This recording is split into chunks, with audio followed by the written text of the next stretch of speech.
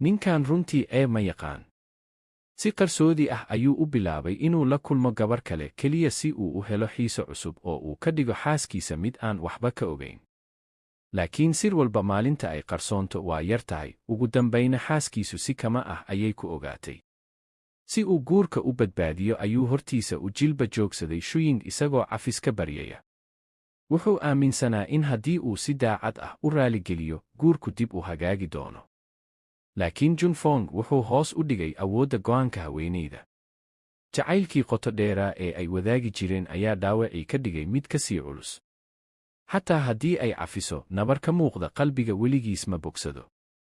Junfong weli wuxuu u haystay inuu khalad yar galay, uuna is yidhaahdo xaaskiisu wax weyn ma lumin. Wuxuu ballan qaaday in markuu guriga u soo laabto aanu mar dambe qaladkan samayn doonin, isla markaana carruurtooda aysan dib u soo marin. Wuxuu u arkayay in danta gabadhooda awgeed xaaskiisu ay tahay inay dulqaadato. Laakiin Shuying ma awoodin inay sii wado nolosha nin been u fudud. Markay ku adkaysatay furiin ayuu Junfong gartay inaan dib loo hagaajin karin guurka.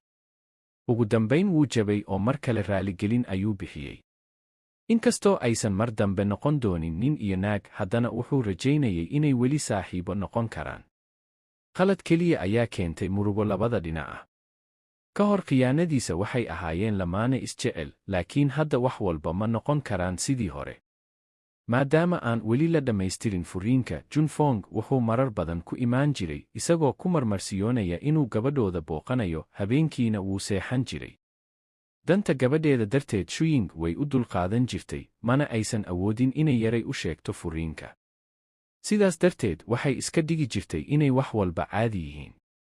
Waxay istiri, markaan gudbiyo warqadda furiinka, arrinku wuu dhammaan doonaa. Laakiin Junfong weli wuxuu rabay wax badan. Wuxuu la noolaa gabadhiisa cusub.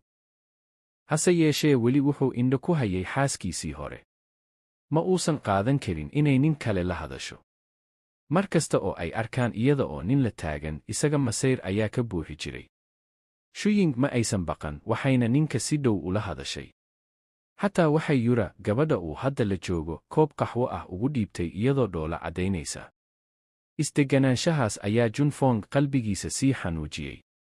Markii ay gudaha u galeen tiyaatarka, Shuying waxay fadhiisatay agagaarka saaxiibkeeda shaqada, kaasoo ka dhigay Junfong mid ka sii xanaaqa. Yura isna firaaqo ma uusan siin, waxay ku tiri, ninka agteeda fadhiya waa qurux badan yahay.